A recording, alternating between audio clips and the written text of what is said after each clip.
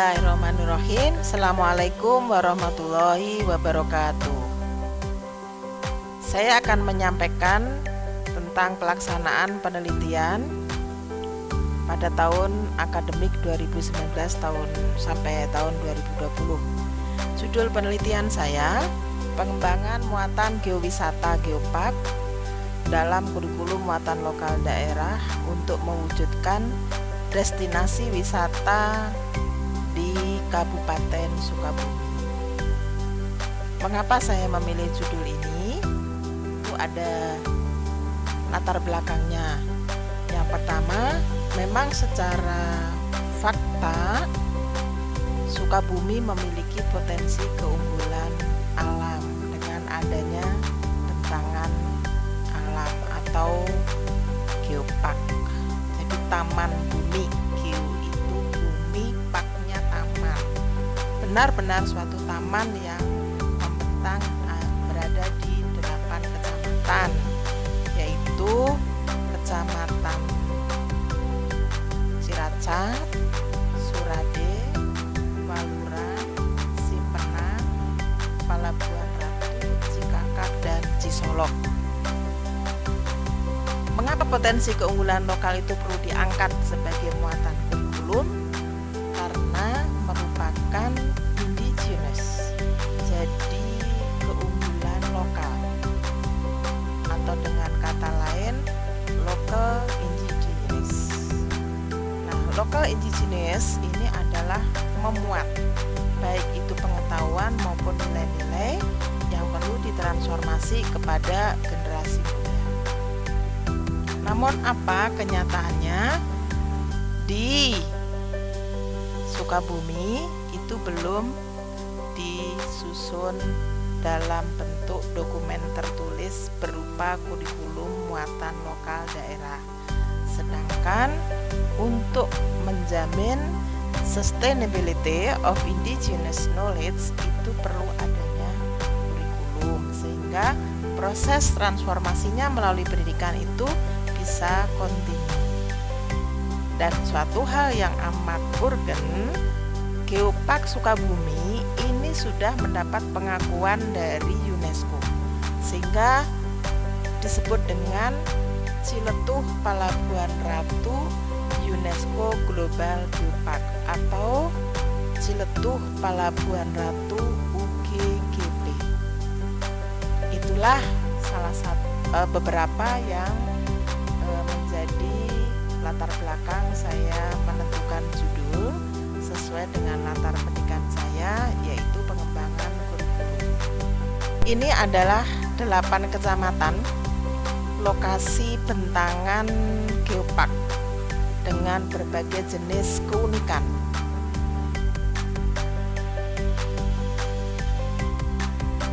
Ada beberapa yang sempat saya foto karena saking banyaknya, sehingga di sini hanya 4 yang saya tampakkan, antara lain Teluk Ciletuh sebagai bukti itu adanya warisan bumi yang unik. Kemudian bentang alam Panenjuan, curug, di sini Curug Awang, curug yang besar, dan di sana ada 9 curug atau air terjun, bahasa Indonesianya. Bahasa Sundanya disebut curug. Kemudian ada gua di suatu pulau kecil di tengah laut, yaitu gua di Pulau Kunti. Nih terlihat 2, 3, dan 4. Kemudian apa yang saya observasi, karena penelitian ini bersifat kualitatif, yang saya observasi beberapa kenampakan, dalam arti kenampakan di 8 kecamatan. Apa saja? Dari sisi bentuk bumi atau geoform, itu ada 5 bentang alam yang berada di Kecamatan Cimas, Titik Pandang Cikalapa, Puncak Dharma, Mekar Sakti, Panenjuan, dan Puncak Tugu. Berikutnya berkaitan dengan penunjang wisata atau disebutnya Geoplus. Apa saja?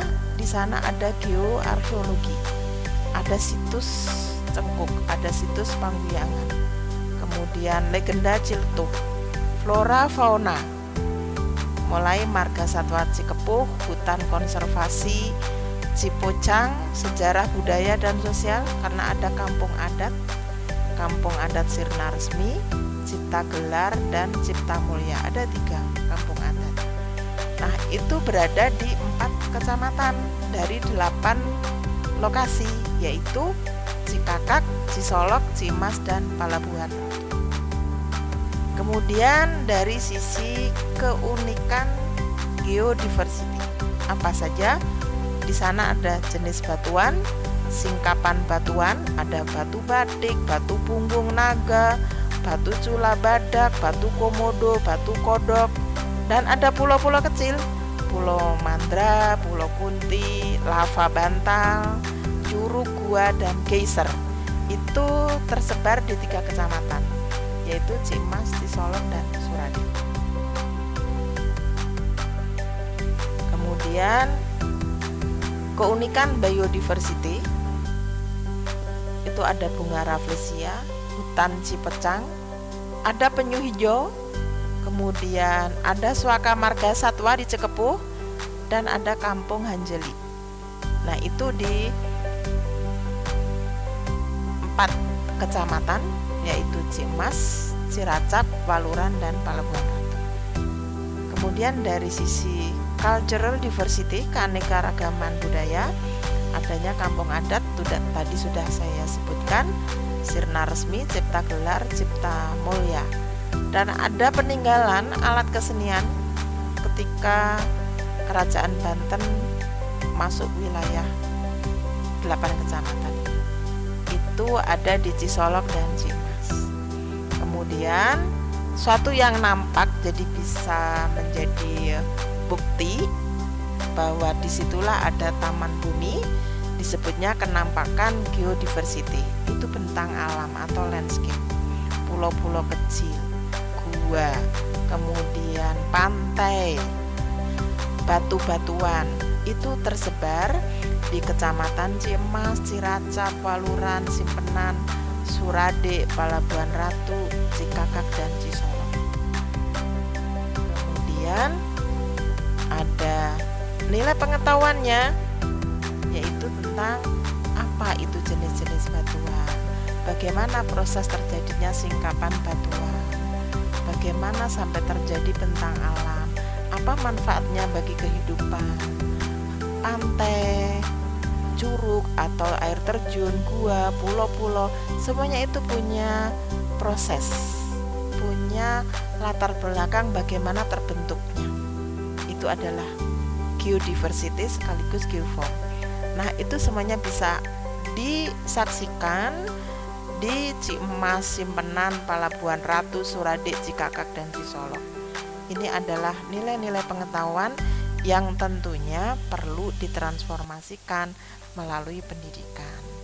Kemudian jenis-jenis biodiversity, keanekaragaman biologi.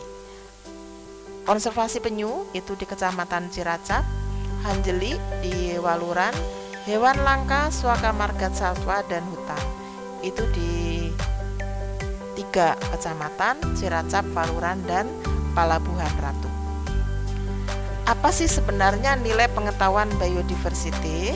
Bagi generasi perlu mempertahankan tentang keseimbangan ekosistem, kelestarian lingkungan geopark, di mana mereka itu tinggal di sekitar geopark, dan warga atau generasi yang ada di Kabupaten Sukabumi.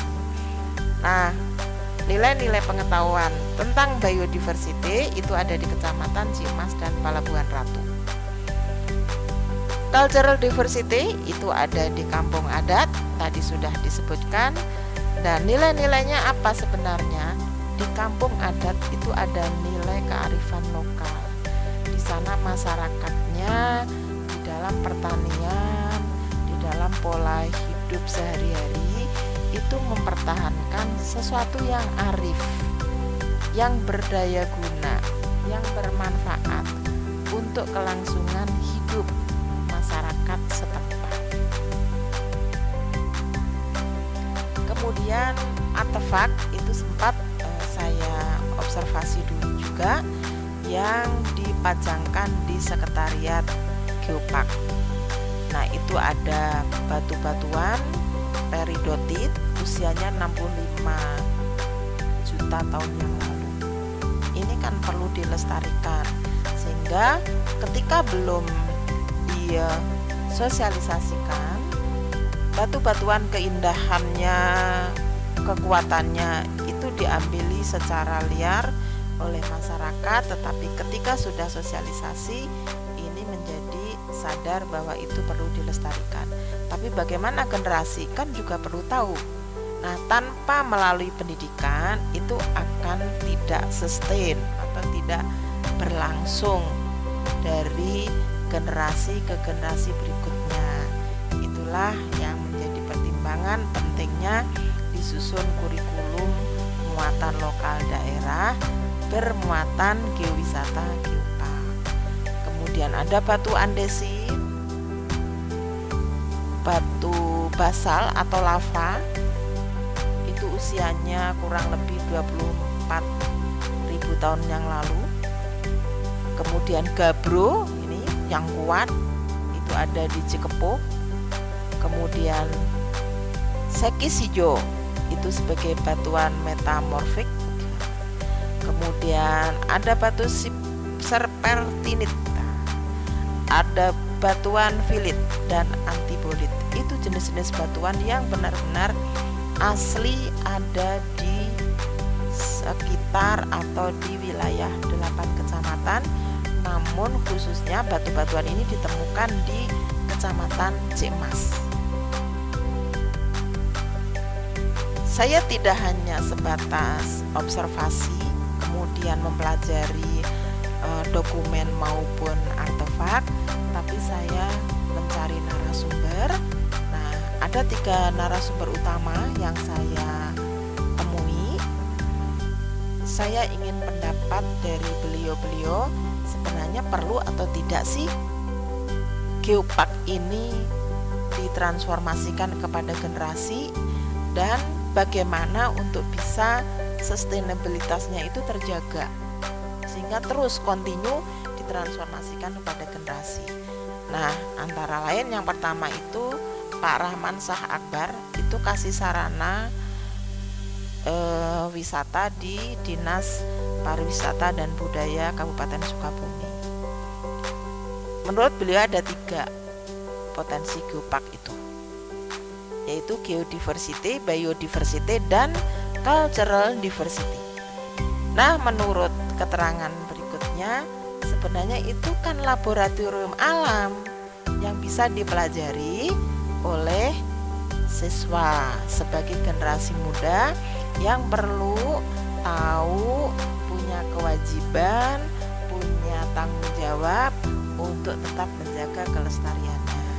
Nah, menurut Pak Rahman, bahwa sementara ini kebijakan yang diterapkan baru pada School Go to Geopark and Geopark Go to School, belum merambah pada ranah kurikulum tertulis. Kemudian narasumber utama berikutnya Pak Rinaldi dari Dinas Pariwisata dan Budaya Provinsi Jawa Barat. Sama bahwa ada 3 potensi yang dikemas dalam geopark, yaitu keunikan geologi atau geodiversity, kemudian bentang alam, flora dan fauna, biodiversity, dan budaya manusia yang disebutnya dengan cultural diversity. Sama kebijakan untuk di Jawa Barat maupun Kabupaten Sukabumi baru pada School Go to Geopark and Geopark Go to School, belum sampai ranah kurikulum. Jadi menurut Pak Rahman Shah Akbar maupun Pak Rinaldi setuju ketika saya dan tim itu berniat untuk menyusun kurikulum muatan lokal. Kemudian Pak Rinaldi juga menegaskan bahwa geowisata itu tujuan utamanya adalah edukasi. Jadi Education for Sustainable Development, ESD. Jadi melalui geopark itu dididik supaya apa? Tetap sustainable untuk pembangunan ke depannya. Tanpa seperti itu akan menjadi mandek atau terhenti. Nah, salah satu dan bahkan yang penting dan utama adalah melalui pendidikan. Kemudian tujuan pariwisata itu mendongkrak banyaknya pengunjung sehingga akan berpengaruh pada peningkatan ekonomi masyarakat. Satu narasumber utama berikutnya, saya sebutkan 3, tadi 2. Yang ketiga adalah Pak Oman Abdurrahman. Beliau adalah penyelidik geologi dan inisiator geopark. Apa yang dikemukakan? Salah satu misi geopark adalah edukasi, berarti pendidikan. Bisa dikatakan keterlibatan pendidikan itu harus, jangan sampai telat. Nah, awal berangkat geopark adalah geodiversity dan pengembangannya menjadi tanggung jawab 3 sektor, yaitu siapa saja? Kementerian ISDM, kemudian Dinas Pariwisata dan Dinas Pendidikan. Nah, untuk menjaga kelestarian, konservasi dan ranah saintifik geologinya itu bisa tersampaikan melalui apa? Melalui pendidikan. Itulah perlunya kurikulum. Baik, judulnya adalah pengembangan kurikulum muatan lokal daerah bermuatan geowisata geopark. Apa itu geowisata? Geowisata itu punya 6 komponen. Dari sisi bentuk, berarti geoformnya. Kemudian dari sisi proses, bagaimana terbentuknya. Kemudian geoplace, geoplace itu penunjangnya apa. Kemudian geobasic, dasar-dasarnya tentang ilmu kebumian, geologi, geografi, meteorologi, oceanografi, kemudian geodesi dan astronomi. Itu adalah geobasic. Kemudian ada nilai wisatanya, mulai dari perjalanannya, interpretasinya, kemudian di situ apa sebenarnya benda-benda ataupun penghasilan setempat yang bisa menjadi nilai ketertarikan para pengunjung atau wisatawan. Dan berikutnya adalah geohistory, sejarah mengapa sampai terjadinya taman bumi. Nah, di sana banyak kisah-kisah yang biasanya disebut dengan kisah terjadinya curug, kemudian gua dan sebagainya. Biasanya yang berkaitan dengan fabel, bisa juga legenda. Itu kalau dari sisi cultural itu termasuk budaya tak benda. Jadi dari sisi fisiknya ada, tetapi non fisiknya juga ada. Kalau fisiknya kan keseniannya, alat keseniannya, kemudian bagaimana masyarakat menampilkan seninya. Tetapi untuk yang non bendanya ada legenda atau cerita rakyat, juga fabel yang ada di bisa dikatakan tersembunyi di wilayah atau seantero 8 kecamatan yang menjadi lokasi gugusan geopark Kabupaten Sukabumi. Kemudian geopark itu punya 3 pilar, yaitu tadi sudah saya sebut sebelumnya, geodiversity, kemudian biodiversity, dan cultural diversity. 3 hal itu dihubungkan dan memiliki hubungan erat dengan geowisata yang 6 komponen tadi. Itulah yang akan diangkat menjadi muatan diintegrasikan dalam kurikulum jenjang SD. Untuk sementara SD, sambil menambah tahun ataupun berikutnya, saya akan mengemas bagaimana bisa terintegrasi untuk jenjang SMP. Bagaimana desainnya? Nah, seperti ini, atau saya tunjukkan lebih jelasnya. Nah, ini adalah desain. Yang warna coklat segitiga itu adalah geopark, yang hijau itu geowisata. Geopark ada 3 komponen: geodiversity, biodiversity, dan cultural diversity. Kemudian yang hijau itu adalah geowisata yang 6 komponen tadi. Kemudian apa yang warna kuning itu adalah muat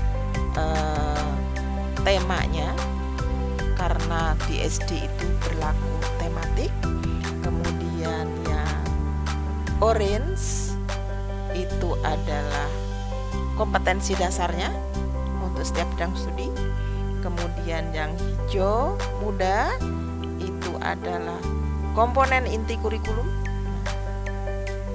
atau kompetensi intinya. Dan yang biru